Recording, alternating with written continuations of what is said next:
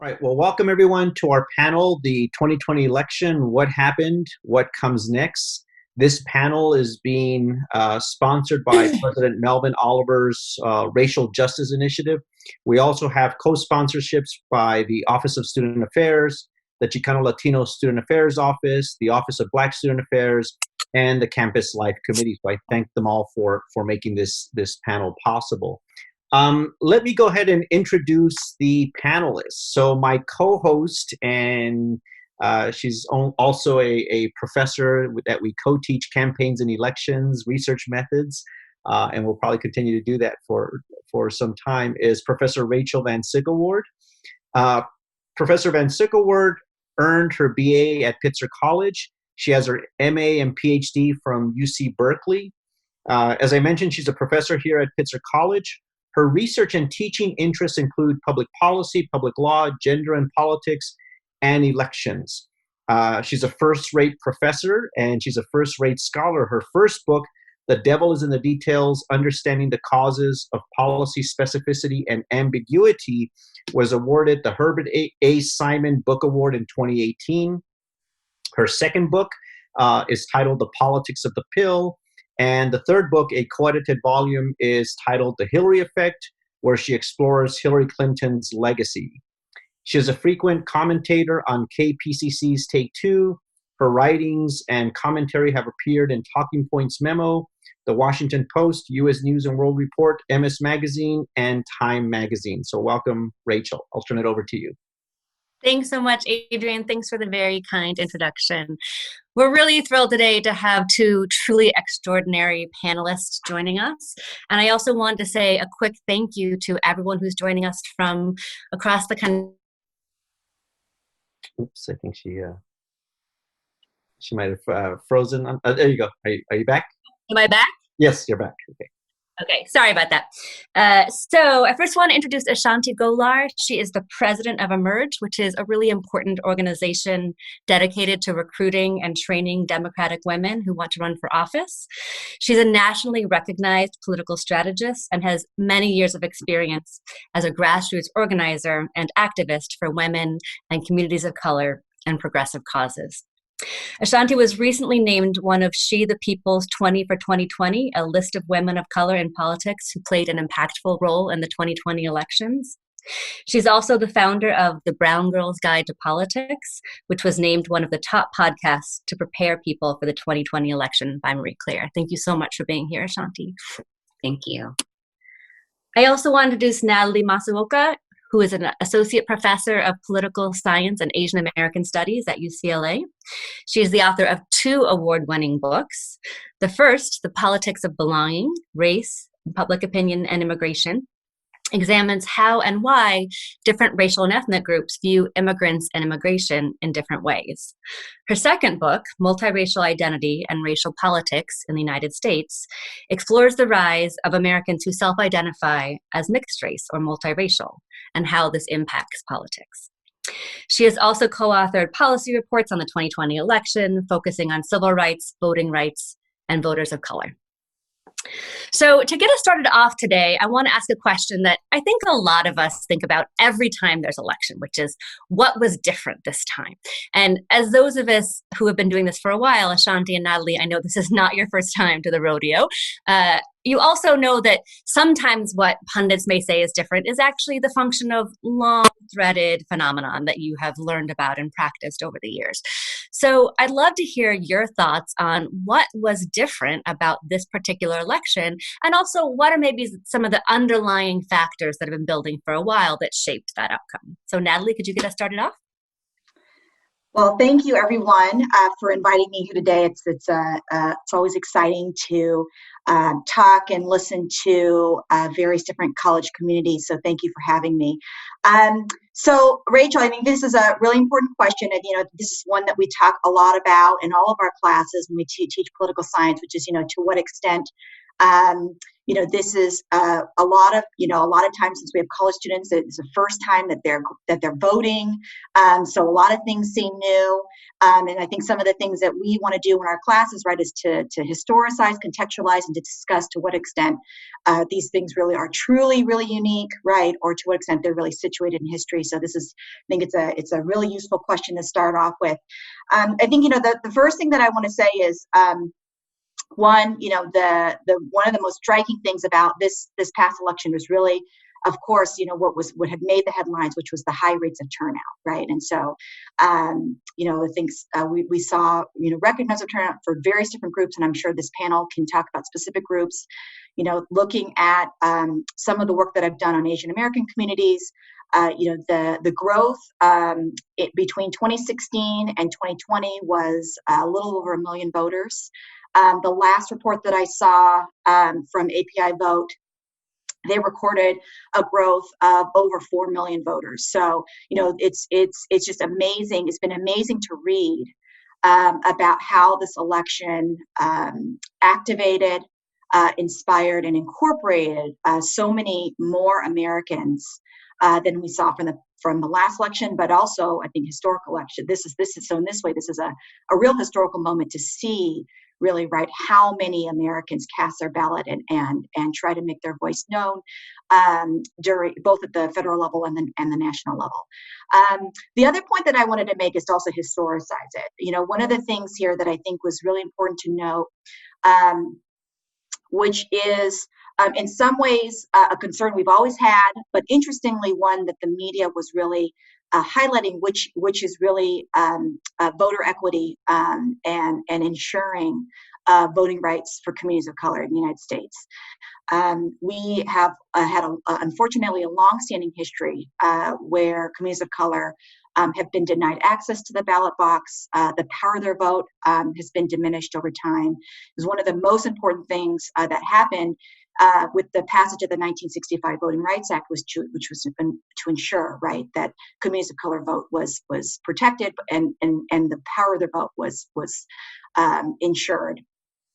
Unfortunately, in 2013, with the ruling of Shelby County v. Holder, a lot of the various different components of the Voting Rights Act were ruled unconstitutional and effectively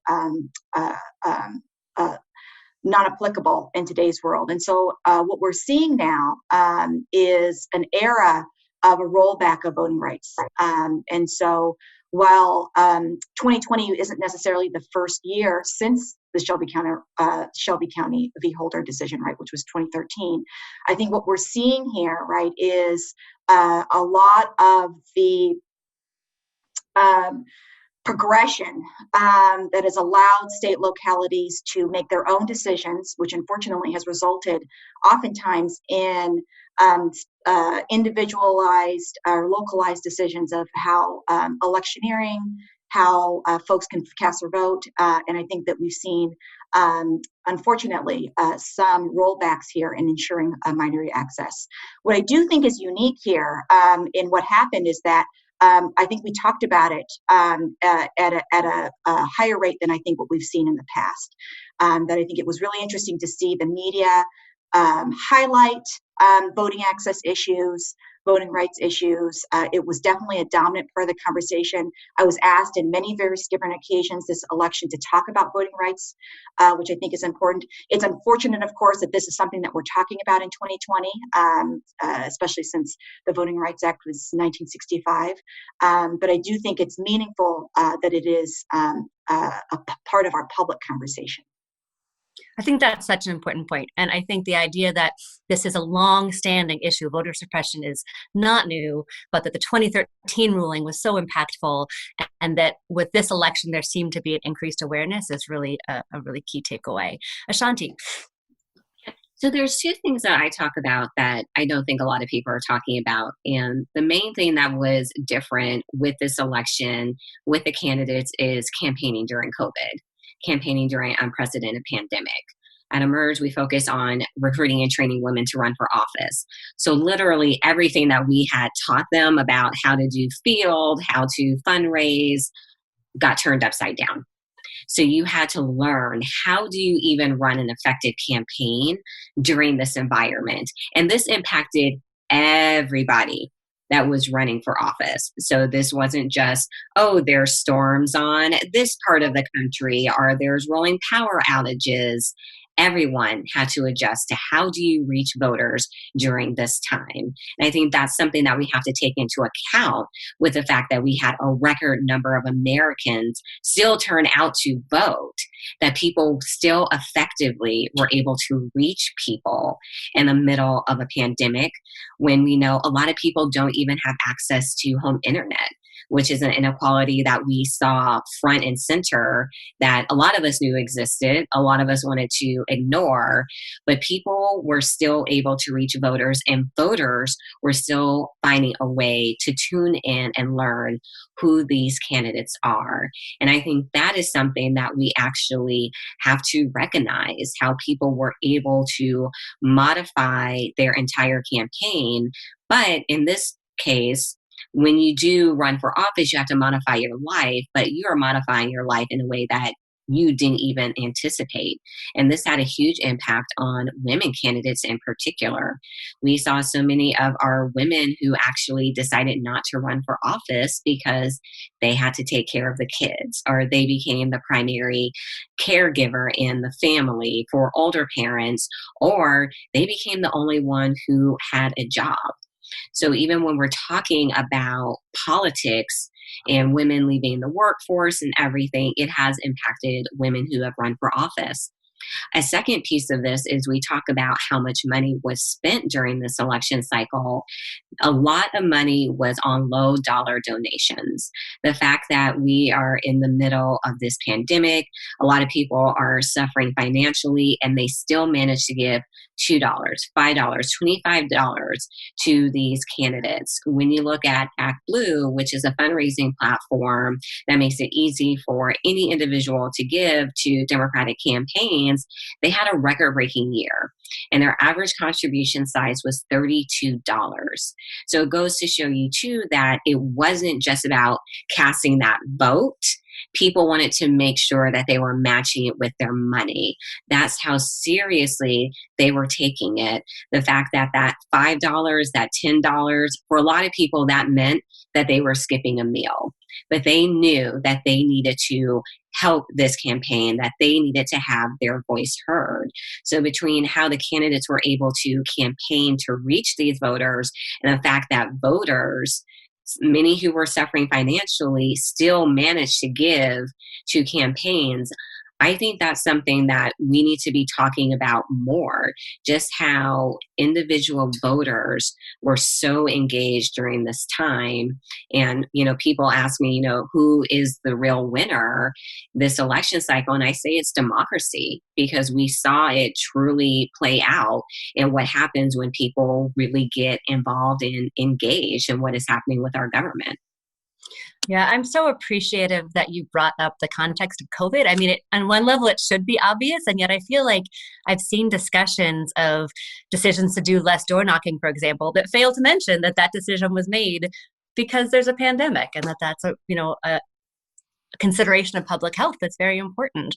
I also am really glad that you mentioned how we think about COVID as a universal problem on one level, but as you noted, impacts people in different ways, right? So you have women candidates or potential candidates who choose not to run because of caretaking duties, which I think is another level that we may not see sort of right away, but it's going to have ripple effects unless we address it head on. Adrian, did you want to add any points to this? Sure. Well, one of the things, first of all, I was so eager to introduce the panels that I forgot to introduce myself. So I'm a professor of politics here at Pitzer College. I've been here since 2006.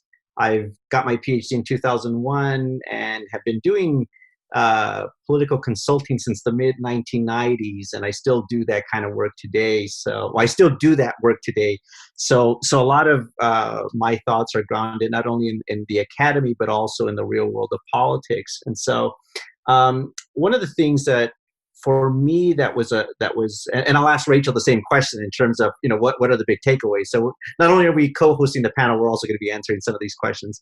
One of the biggest takeaways for me was that 2020 is a turning point in that we're going to be talking about Latino politics prior to 2020, and we're going to be talking about Latino politics after 2020. And so if I contextualize Latino politics in terms of this long historical process, there really are two key dates for us to keep in mind. The first one is 1960, and that's the first time Latinos were mobilized to have an impact in electoral politics. They were mobilized by organizers that called themselves the Viva Kennedy clubs. And this Viva Kennedy generation really wanted to mobilize Latinos, specifically in Texas, to help Kennedy win the presidency. And since 1960, in every single presidential election, Latino activists, Latino consultants, politicals, leaders have really been trying to highlight the importance of Latino voters. But it isn't until this election that I could definitively say you can't take this electorate for granted. And so what started in 1960 really, in many ways, the 2020 election is this moment in time in which Latino politics has forever changed. Keep in mind that in 1960, you had a total Latino population of 6.3 million. That's nationally, 6.3 million Latinos nationally in 1960. In 2020, you had basically about 32 million Latinos that were eligible to vote. So Latinos were the largest non-white voting bloc in this election. Based on some estimates in terms of turnout, Natalie and others have already alluded to the high rates, and A'shanti have alluded to the high rates of turnout. It's estimated that about 16 to 19 million Latinos voted in this election. So prior to election day, we were really looking at 11 states that we hoped Latinos could help flip. And I'm not even talking about Nevada, Colorado, New Mexico, and California. Those were already in many ways locked in because of Latino voters. We're talking about 11 other states where Latinos could flip those states. And out of those 11 states, about six of those essentially flipped from 2016 to 2020. When we think of Latinos, we think of them in Florida, we think of them in the Southwest. But I'll give you an example here. In Wisconsin, there's over 300,000 eligible Latino voters. In Michigan, close to 300,000. In Georgia, close to 400,000 Latino eligible voters. So when we talk about the Latino electorate, it's no longer about these specific, states. Really, we're talking about a national phenomenon. So for me, the 2020 takeaway really is about the importance of this electorate, and it's an electorate that's here to stay, and it's part of the American political landscape. Rachel, what are some takeaways? You've been doing politics for a long time as well. So what's different about 2020? Well, I think, to thread together a lot of what you guys have said, to me, what's striking is the resilience demonstrated by voters and organizations up against a lot of the dimensions that you've talked about. So you're talking about widespread voter suppression, a global pandemic, and also another dimension that I think we need to recognize, which is a sitting president who is actively campaigning against the very idea of democracy, right? In really explicit ways. Now, this is not the first time we've struggled with the health of our democracy before, but this is a striking moment where the president was, in very concrete and repeated ways, saying that voting didn't matter, saying that he intended to stay in some ways no matter what, and finding ways to delegitimize the process. And of course, we're watching that play out even now. And yet, given those three dimensions, voter suppression, the pandemic, the president attempting to delegitimize the process, you still saw this incredible turnout, and really, as you have mentioned, turnout among some of the most marginalized groups, right? Asian Americans, Latinos, African American voters. There were these really striking stories of indigenous populations turning out. So some of you watching may have seen the video of the Navajo Nation riding on horseback to turn out. So I think you do see, as we'll get into later, this doesn't mean at all that these problems are solved, but you do see the real rising up of voters who in some ways had not only the most to lose, but had also been mistreated the most by this sort of system in a lot of ways. And their turnout in order to both support a particular candidate in a lot of cases, but also to really support the process, I think was something worth really taking note of. So thinking about, in addition to what we make of this election in terms of what was striking or surprising, but also what the impact is, I would love to ask you guys, when you think of why this election mattered, not just for who turned out, but also for what it says about democracy or voting groups or policy moving forward, what is the thing that you think matters the most for why this election was significant?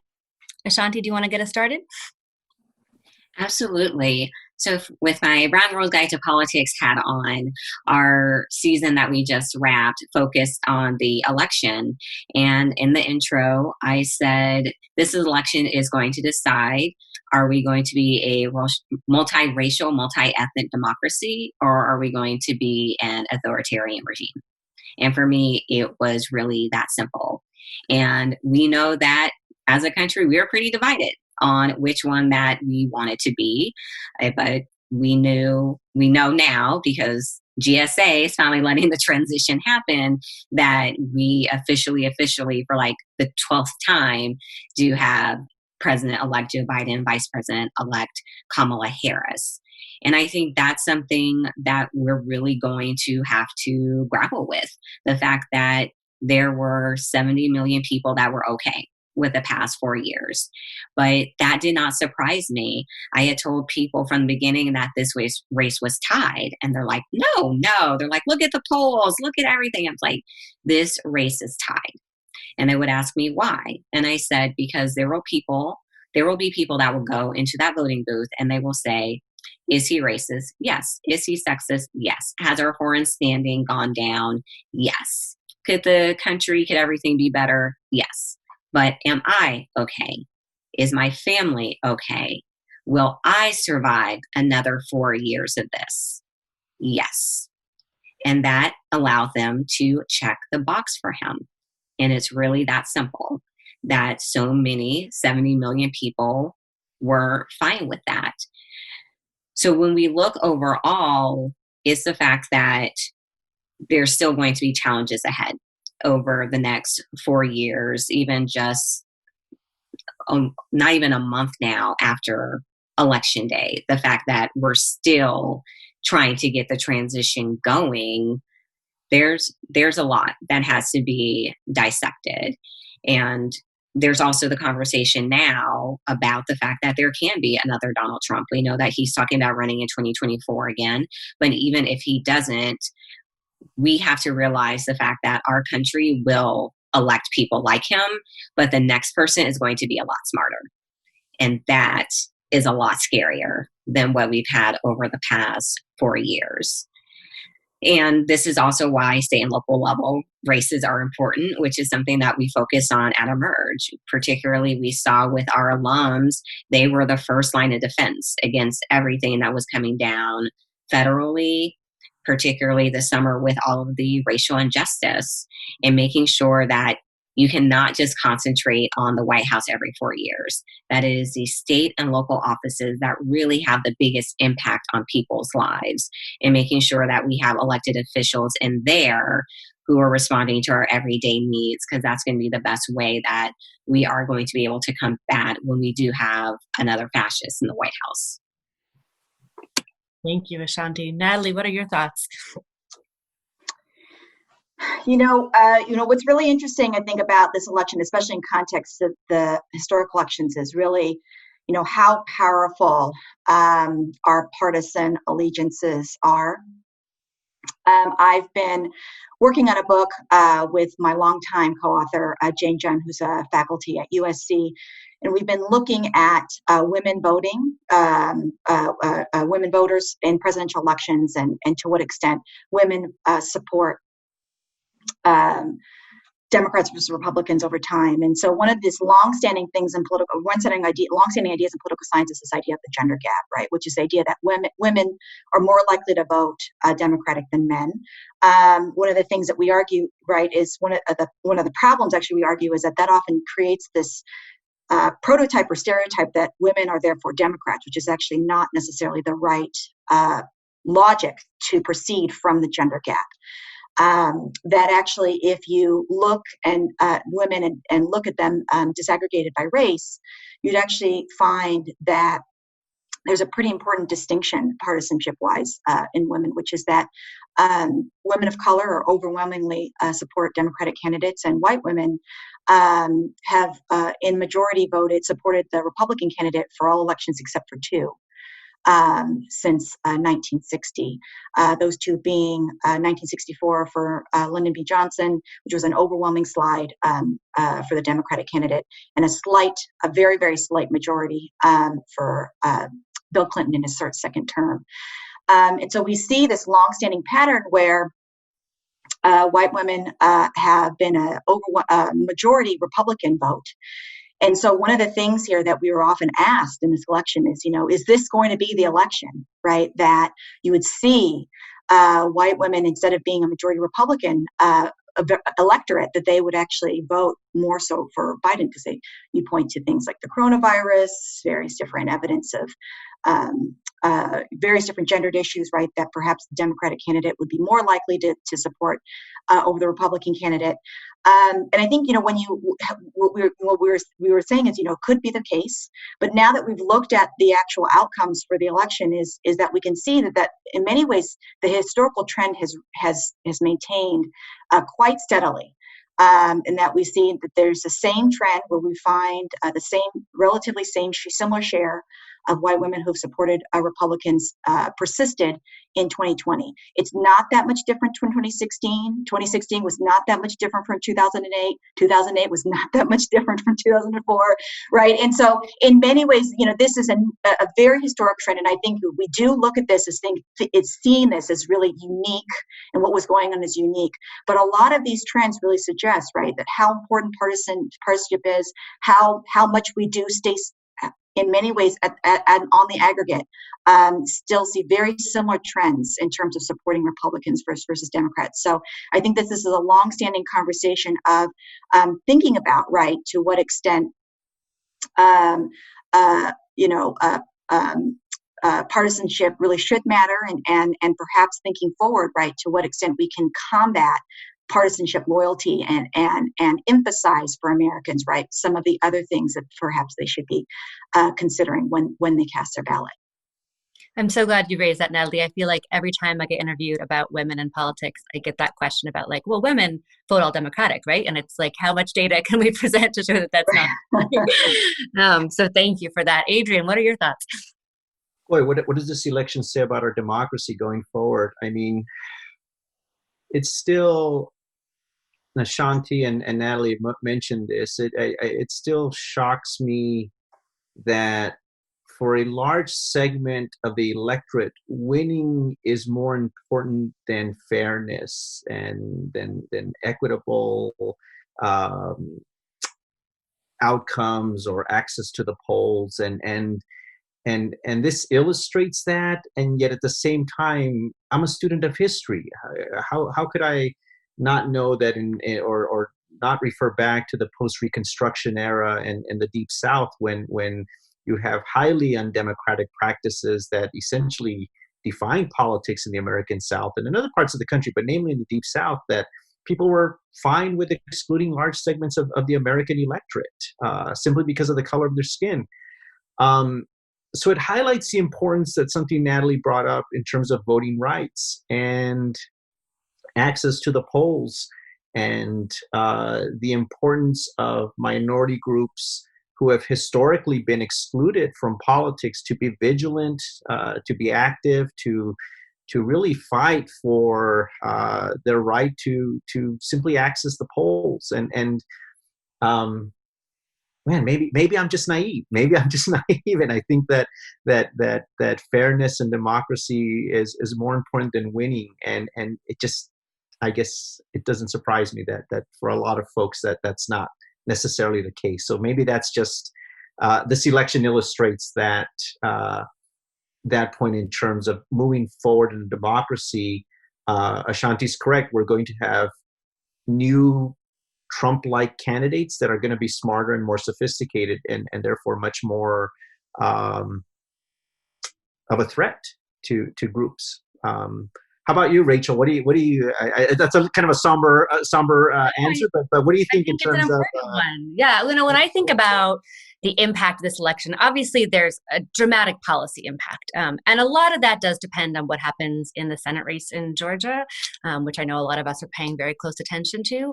But even with just the White House, the agenda that Biden has on a number of policy dimensions is vastly different than Trump. And so when you think about, especially existential crises like the environment, but also issues of reproductive rights or immigration, there are things that Biden can do in the White House that will take us in a different direction policy-wise, on DACA, on the global gag rule, on some environmental regulations. So that is front and center in my mind in terms of what will happen now. But the other dimension is really tied into what a lot of you are saying. And I think as political scientists, and to be honest, I think race and ethnicity political scientists have been ahead of this for a long time. But in general, political scientists need to fully come to terms with the fact that in America right now, we have two major parties, one of whom, the Republican Party, is actively hostile to democracy. And this isn't just Trump, right? This is all of the people, except for a handful of senators, that refuse to acknowledge Biden's win, and all of the people that were enabling not just Trump's policy stances, some of which I do frankly think were abhorrent, but all of his arguments against the democratic process and all of his attempts to throw out votes with no evidence. That's the Republican, capital R Republican Party right now. And so I think when we're thinking about how to move forward structurally and how to think about saving democracy, one of our responsibilities as scholars is to be very frank about that and to talk about not just party polarization, which is interesting and important, but also the huge asymmetry in how the parties are approaching democratic governance and what our role in that is. And I also think in terms of what's going to happen now, a lot does depend, and this ties into what A'shanti said about state and local races. There's so much attention to the presidential race in a presidential year, as where they should be, especially when you're running against Trump. But these state and local races have such a dramatic impact on people's day-to-day lives, and they get so much less attention, particularly after the election cycle is over. So kind of keeping up the energy, both for activists and for scholars, to make sure we understand what's happening in those races, I think is a really important way of thinking about how we process this most recent election. So the next thing I'd love to chat about is thinking about, now that we've talked about kind of what happened and what it means, what are all of our next steps? And obviously this can cover so much ground, but when you think about what you most want our participants today to hear, what do you think we should be taking action on to kind of move forward from this election? Natalie, will you start us off? That's a big question. I think I'll contextualize my answer in our state and local politics that you just ended there, Rachel. I think what we had on the ballot in California this year were a lot of various different and various issues, but one very important one, which was Prop 16, and thinking about the reintegration of affirmative action policies in our state. And I think that while we can see that there is some optimism in terms of our progression towards bettering racial equity in this country with the election of Biden and Harris at the federal level, the results for Prop 16 here in California in some ways shows how much we have to go, even in one of the most bluest state, you could say the most bluest states in the nation, here in California. There was a decision at the state, amongst California as a state electorate to continue the elimination of affirmative action. I think was unfortunate, but I think that speaks to how much of a battle we still have ahead of us in terms of changing the narrative of the importance of various different racially redistributive policies in the United States. And I think that California, as it's always been, is a bellwether state. I think that there is still a lot of racial conservatism in this country, including amongst some communities of color. I think as educators, we should take this very seriously, and thinking about why that happened, what is our role in terms of changing that narrative, and really deeply understanding, right, where Californians were when they made that decision. And so I think that this is definitely something that I am personally want to think about, and I'm challenging our students to think about is, how in which we can generate more racially progressive orientation to our policies over the next few years. Yeah, it's interesting to think about going from Prop 209, which initially restricted all these programs, to this moment when they're sort of being reinforced in some ways after the 16. And a lot of times when I talk to my students about California politics, I say there's like this hopeful version, right? That Prop 187 passed, and that was so devastating. And yet there was this uprising in a lot of ways of Latino community. And look how far we've come in a lot of ways around discussions of inclusion and immigration. And yet when you give that example, it also reminds us of the road yet to travel, right? And how some of those divisions are still being kind of reinforced. A'shanti. So for me, I'm always for looking after every election, despite the outcome. And I'm just really excited about this new generation of organizers and activists, because they are the next generation of elected leaders, and they represent the new American majority. So they're Black, Brown, Indigenous, they're young women, they're unmarried women, they're LGBTQ, and that excites me, because that means that we're getting closer and closer to not only having a representative democracy, but an inclusive democracy.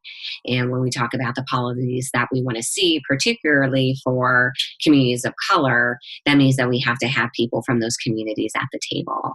And I just can't wait to see them all run for office. Even when we look at a lot of the candidates that were truly exciting in 2020, they were members of the new American majority, having the first Indigenous woman on the Portland, Maine City Council, the first county-wide Indigenous woman in Arizona, the first Latinas elected, the first Asian women elected.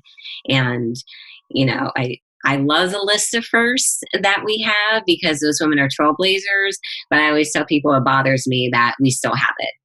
But that's just an example of the fact that we still have so far to go, particularly for women. This year we commemorated the 100th anniversary of the 19th Amendment, but the fact is that was only 100 years for some women. It was not 100 years for all women. So for Black, Brown, and Indigenous women, we're still playing catch up. So that's why when you see us taking these seats, the question shouldn't really be, well, what took so long?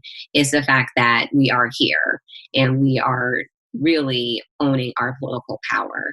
So I'm really excited to see how that plays out. And then another part of this too is holding elected officials accountable, that you just can't show up and vote them in. You got to make sure that they're doing the things that they said that they were going to do. And this is something like I talk about all the time. Like, yes, I work to get more women elected. And yes, I want you to hold them accountable as well, because that is what being a good elected official is. So those are really two important things that I think to pay attention to is, okay, we just had the biggest voter turnout in the history of our country. How do we keep it going? How do we keep people engaged? And how are we holding these elected officials accountable so that we don't go back, that we go forward? Thank you, A'shanti. Adrian, what are your thoughts? Yeah, in terms of next steps, I mean, one of the things that I'm going to, as a pollster consultant, I'm going to be looking at very carefully at how the Republican Party reacts to this loss, and in particular, how their strategy going forward is one that is not going to seek to win the Latino vote or Asian American voters, but to win enough of them to deny Democrats a victory. And I think that's one where I'm just going to be watching those numbers very carefully. One of the things that surprised me, and I'll speak about this right now. There's been a number of stories about the number of men that supported Trump, Latino men in particular. There was a gender gap in terms of Latino men. But in our own polling, we saw that the reason why Latino men were backing Trump at such high rates was because the Trump campaign was contacting them. He was micro-targeting men. And so he didn't run a dumb campaign. He was definitely targeting the right kind of people with the right kind of messages. So that's something I'm going to be looking for in the future. And we'll see how it plays out. Rachel, what do you think about what are some things to look forward to?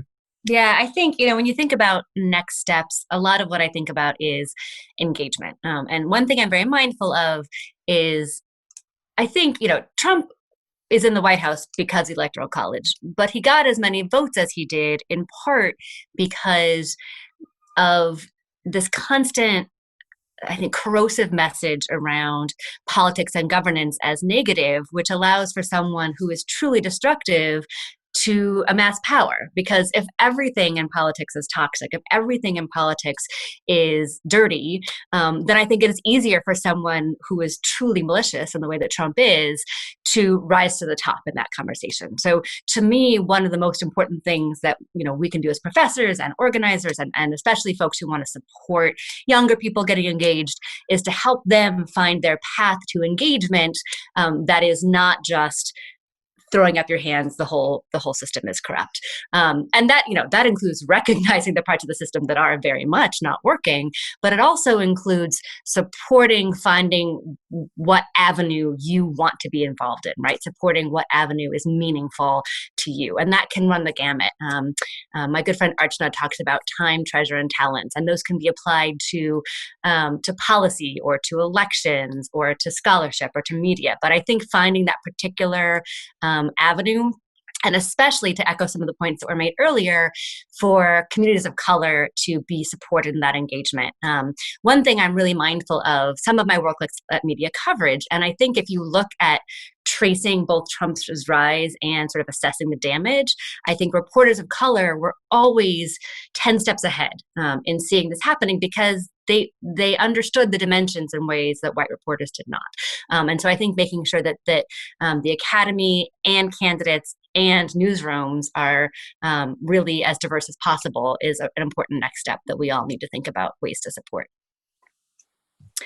So I think now we have a few minutes for questions. Carlos, can you help us out by calling in folks? Absolutely. Yeah, so folks, you can either write your question in the chat or unmute yourselves if you have any question for our panelists today. It's harder for me to read, so if you unmute yourself and ask your question, that would be great.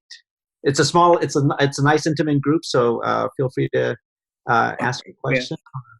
We have a raised hand. Becca, feel free to unmute yourself. Thank you so much. This has been a really engaging and interesting conversation. One of the things that I've been thinking about a lot is reforming the way that we run campaigns. And historically, a lot of the conversation around campaign reform has been campaign finance reform. But with this disinformation cycle and the way that media was used throughout this campaign, what are the priorities for how we should be restructuring how our elections and campaigns work now, and how have they changed in the pandemic?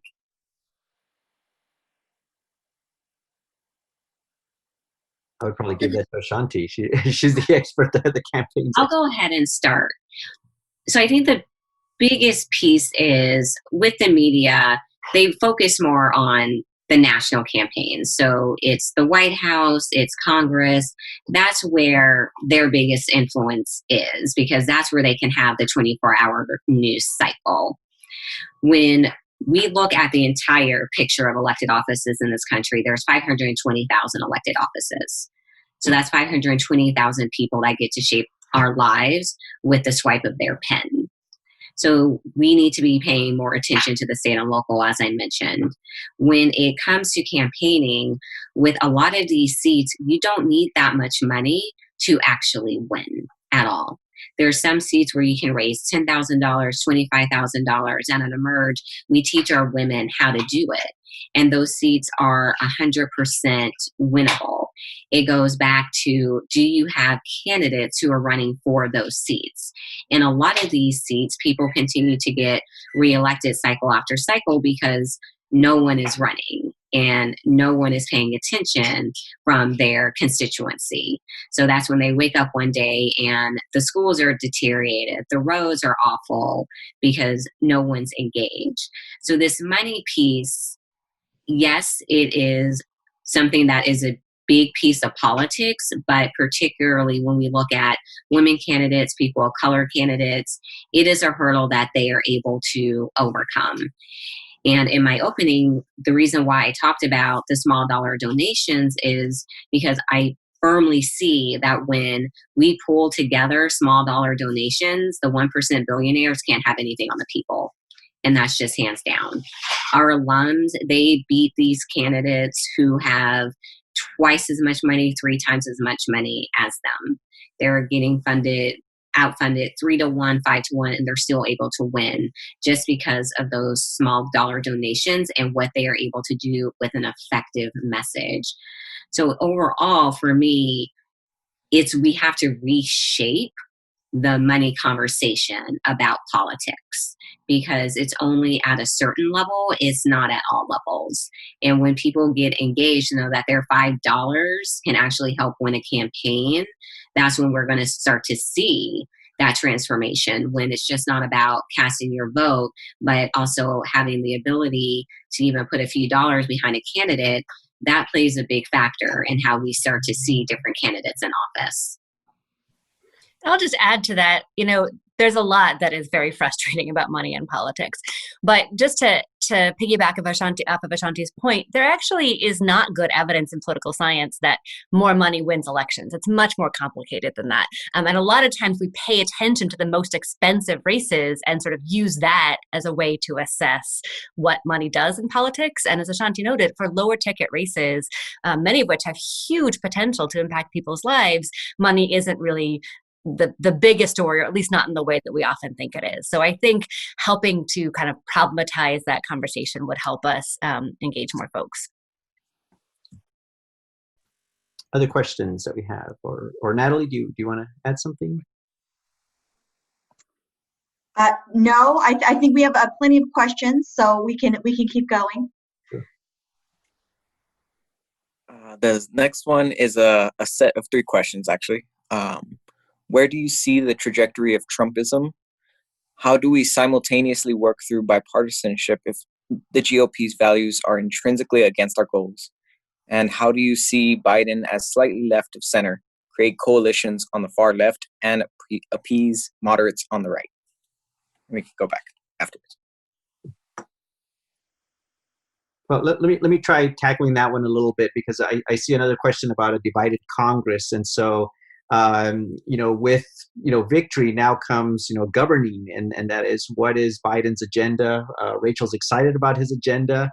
The question is, how much is he able to get through Congress? And of course, we still have some Senate races that need to be determined. So that those are pivotal to that outcome.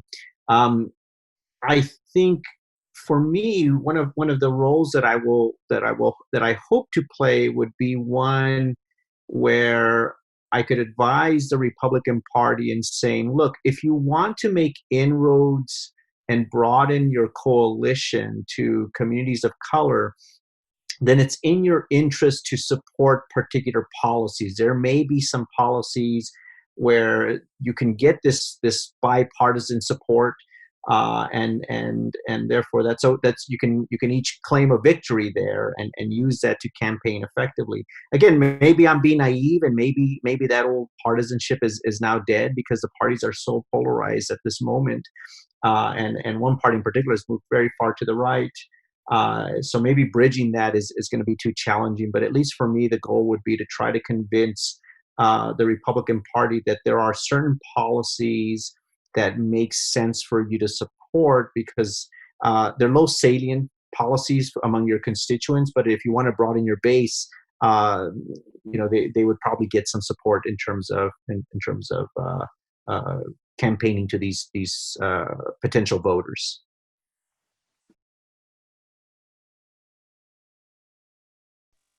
Natalie, did you have any additional thoughts on that question? I think, I guess more broadly on, this kind of general concept of Trumpism. I think what's really interesting that we've lived through for the last 4 years is, really you could argue in some ways a changing nature of the way that we talk about race. That historically in the research we have traced after the civil rights period is that, race is oftentimes talked about more indirectly. There's a lot of indirect references or visual references that, in this kind of idea of trying to embrace this, norm of equality, that there's really a more of a preference to indirectly talk about race or make allusions to it. I think what Trump showed is to what extent Americans are still, there's a good section of America is still very much willing to have these explicit attacks, I guess you could say, against communities of color. And that perhaps the Academy, in our emphasis on, kind of these indirect references or implicit references, really have not been properly capturing the changing or non-changing course, as it would be, of how Americans have thought about and wanted to discuss about race. So I think what Trump has really pushed us to is to think about, right, to what extent our race relations and the way our national race relations, our the culture of talking about race is going to, in many ways, reshift back to what we were more likely to hear before the civil rights movement, or to what extent it will take a very different distinctive form in reflection of what has happened. Thank you. So, Adrian, I know you had one closing question for us. Sure. Sadly, we're running out of time, but Rachel and A'shanti, any thoughts on just very quickly, like a quick thoughts on this Trumpism and political polarization? I mean, that's a really key question in terms of making any policies. What are some quick thoughts on that? Yeah, and I've been talking about this a lot with Trumpism. Particularly with this question. Sorry, y'all. It's almost 8:00 over here. I've been up since 6 a.m. Particularly with this question is the trajectory is going to be how far the Republican Party will let it go. Like we already know that Trump has said that he wants to see Ronna McDowell stay as the head of the RNC. So as long as they allow him to be the head of the Republican Party as the leader, as the one calling the shots, that is going to continue to be the trajectory of the Republican Party and Trumpism. Are they going to let him be that leader? And if the answer is yes, then Trumpism is going to be around for a long time. Even when he's out of office, it's not going to immediately go away, but the staying power of it will really be determined by if the Republican Party continues to let him be the figurehead. And that is going to really hurt bipartisanship. I think a lot of these Republican senators could have done a lot better job. I don't think saying how much you dislike him, behind closed doors matters. If they continue to be scared of him, what he's going to do, then there's not going to be a lot done. But I don't think that falls on the Biden-Harris administration, because we know they're absolutely going to try. President-elect Biden, he has a history of working across the aisle. It's going to really be on the Republican Party that they won't let us move forward. And I actually just find that really upsetting.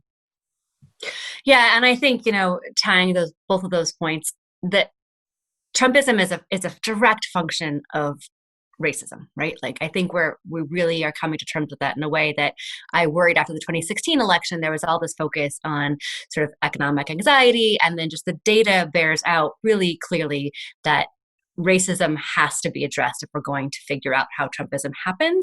And relatedly to all the points we've been making this entire conversation, we cannot sort of fix what ails democracy unless we treat racial injustice head on. So I think any attempt to resist Trumpism has to be grounded in the work we're doing in anti-racism. I just think they go hand in hand. That's a great perspective, Rachel. One final question just to wrap this up, and that is, all four of us have been doing politics for a long time. Politics must be in our blood, otherwise we wouldn't be in this business, whether it's academia or as practitioners.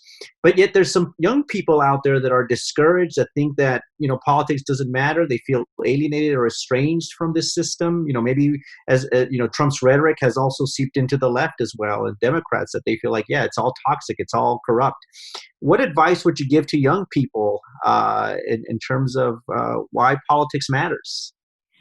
Yeah, I think, the first thing to think about for those who have suffered hard losses is it's a marathon and not a sprint. So if you look at the activists that have been with us, some of whom we just lost, like John Lewis, or some of whom are still with us, like Louis Huerta, they will frequently tell you that the losses are brutal, but that you get back up and you dust yourself off and you look toward the next fight. So I think part of thinking about the long arc can be helpful. I also think it's really important to ground yourself in what you're fighting for. And this might seem kind of obvious, but I think especially in thinking about the Trump era, understandably, a lot of us were thinking about how to stop the pain and how to remove the threat, which is important and valid. But it can also be really exhausting if you sort of live in that space all the time. And so one thing that I find really helpful, and I've learned a lot from my students who are very engaged, is think about, the thing that you love, right? So is that a candidate that you get motivated by? Is it an issue that you're passionate about? Is it an aspect of the work that you really care about, or even people that you love that you're fighting to protect from the threat, right? And I think if you live in that space, it can give you more energy to withstand the losses, which are very brutal, but also help you think about kind of the long-term perspective. A'shanti, Natalie, what advice would you give? I mean, like Rachel, you have to center that why. That's why I also tell our candidates is you have to know why you wake up every day and you want to do this, and that everyone does have a place, in politics. For me, I grew up watching C-SPAN, found it one day, turned the TV when I was watching television with my mom, and I didn't see a lot of people that looked like me. So I didn't even know if I had a role in politics. And it was because of a great government teacher who got me involved, and other women who saw things in myself that I didn't see, that I'm here today. I came to the Immersion Network in 2006 as a co-founder of Immersion Nevada. And if you would have told me that in 2020, I'd be the organization's first Black woman president, I literally would have laughed at you. But you have to trust the process, and that you will end up where you're supposed to be. And along the way, it will be hard. It will be difficult. It is not all sunshine, rainbows, and lollipops. Even I have days when I wake up and I'm like, look, I'm over this. I'm about to go work at Sephora, just try on makeup all day, live my best life. But I remember my why, and we all have something to contribute. If that's your $5 donation, if that's running for office, if that's being the campaign manager, we each have a role to play in this democracy. Natalie? I'll return back to my original comments about voter suppression. The battle to fight voter suppression, to bring awareness, right, to identify specific localities in violation, are really attributed to everyday voters. Us as individual watchdogs, making sure that we're doing our part in calling attention, right, to these various different acts of injustice. That this isn't necessarily just about our institutions, right, covering and ensuring the right vote. This is our responsibility, and I think in many ways, voting rights was protected this past year, because there was so much public vigilance, right, to protect the right to vote. And so in that way, we, in all our little ways, do our part, right? Even in the ways of just taking pictures, calling attention, talking about it on your social media, for you to realize really what kind of impact this really made for our election this year. Well, thank you, everyone. I'd like to thank all our guests, Professor VanSickle-Ward, Natalie Masuoka, A'shanti Gholar, for joining us today in this amazing conversation where we analyze the 2020 election. There'll be lots of books, lots of articles, lots of op-ed pieces analyzing and reanalyzing this election. I hope our conversation has stimulated and piqued your interest in politics. And I look forward to ongoing conversations in the classroom and in future panels. So thank all our guests. Thank you to the Racial Justice Initiative and Pitzer College. Have a good evening, everyone.